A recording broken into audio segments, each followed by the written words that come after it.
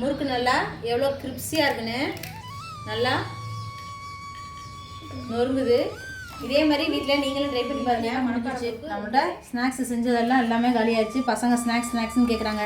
அதுக்கு நம்ம இப்போ வந்து தீபாவளிக்கு அரைச்ச முறுக்கு மாவு கொஞ்சம் மிச்சம் இருந்துச்சு. இப்போ மழையும் பெஞ்சிட்ருக்காங்க. இதமாக ஒரு முறுக்கு சுடலான்னு தான் இன்றைக்கி போகிறோம். என்ன ஸ்பெஷல்னு பார்த்தீங்கன்னா மணப்பாறை ஸ்பெஷல் அரிசி முறுக்கு தாங்க செய்ய போகிறோம். அதுக்கு இப்போ நான் வந்து ஒரு 1/2 கிலோ அளவுக்கு அரிசி மாவு எடுத்திருக்கேன். இப்போ அதை இந்த மாதிரி ஒரு பெரிய அகலமான பவுலில் கொட்டிக்கிறேன். கருப்பு எள்ளு 1 டேபிள் ஸ்பூன் அளவுக்கு கருப்பு எள்ளு சேர்த்துக்கிறேன். கூடவே ஆப்ஷன் தான் வெள்ளை எள்ளு சேர்க்குறது. உங்களுக்கு பிடிக்கும்னா சேர்த்துக்கோங்க. நான் ஒரு 1/2 டேபிள் ஸ்பூன் அளவுக்கு வெள்ளை எள்ளு சேர்த்துருக்கேன். அதையும் மாவோடு சேர்த்துக்குவோம். ஒரு 1/2 டேபிள் ஸ்பூன் அளவுக்கு ஜீரகம். இப்போ அதையும் நல்லா கையில் இப்படி ஒரு லேசாக ஒரு கசக்கிட்டு அதையும் சேர்த்துக்கோங்க. ஒரு 1/4 சிட்டி அளவுக்கு பெருங்காயத்தூள். இப்போ அதையும் சேர்த்துக்குவோம். மாவுக்கு தேவையான அளவு உப்பு சேர்த்துக்குவோம். இப்போ நான் வந்து ஒரு 3/4 டேபிள் ஸ்பூன் அளவுக்கு உப்பு எடுத்திருக்கேன். உப்பையும் சேர்த்துக்குவோம். இப்போ இது எல்லாத்தையுமே நல்லா ஒரு கிளறி விட்டுருவோம். மாவை நல்லா பெருங்காயம் எல்லாமே ஒன்று சேர்கிற மாதிரி. அது கூடவே நான் ஒரு 50 கிராம் அளவுக்கு பட்டர் எடுத்து வச்சுருக்கேன். இப்போ அந்த பட்டரையும் அது கூட சேர்த்துக்குவோம். நல்லா ரூம் டெம்பரேச்சரில் வச்சுருக்கேன். பாருங்கள், இந்த மாதிரி இருக்கணும். இப்போ இதோட மாவோட போட்டு பிசைஞ்சுக்குவோம். இந்த பக்கம் நம்ம மாவு பிணையதுக்குள்ளே அடுப்பு பற்ற வச்சுக்குவோம். ஒரு கடாய் வச்சாச்சு. இப்போ நான் 3/4 லிட்டர் அளவுக்கு எண்ணெய் சேர்த்துக்கேன். எண்ணெய் நல்லா சூடாகட்டும். அதுக்குள்ளே நம்ம மாவு இந்த பக்கம் சைடில் பிசைஞ்சிக்கலாம். நம்ம பட்டர் எல்லாமே நல்லா ஒன்று சேர்ந்தாச்சு. இப்போ நம்ம தண்ணி ஊற்றி கொஞ்சம் கொஞ்சமாக பிசைஞ்சிக்கலாம்.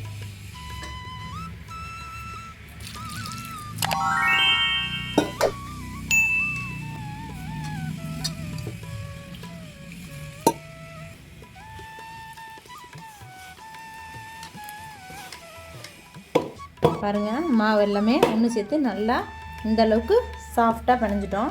அப்போ தான் நமக்கு புளியறதுக்கு ஈஸியாக இருக்கும். எல்லாருக்குமே தெரியும், மணப்பாறை முறுக்குனாவே இந்த மாதிரி ஸ்டார் வச்சு புளிஞ்சாதான் அந்த அதே மாதிரி வரும் பர்ஃபெக்டாக.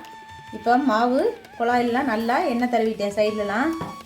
இப்போ இந்த மாதிரி ஒரு குட்டி உருண்டையாக எடுத்துக்குவோம். மாவு அதில் வச்சுக்குவோம்.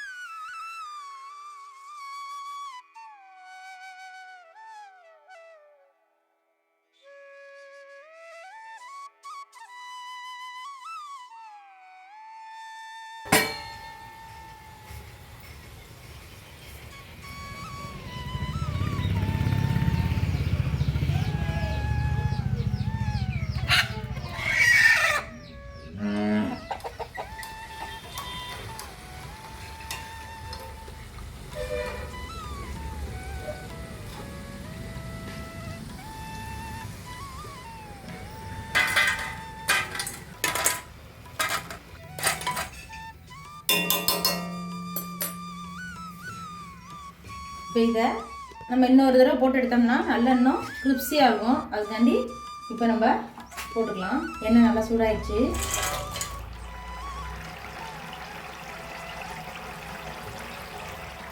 இப்போ பாருங்கள், நல்லா செவந்து இந்த நுரையெல்லாம் அடங்கிருச்சு. இந்த ஸ்டேஜில் நம்ம எடுத்துக்கலாம்.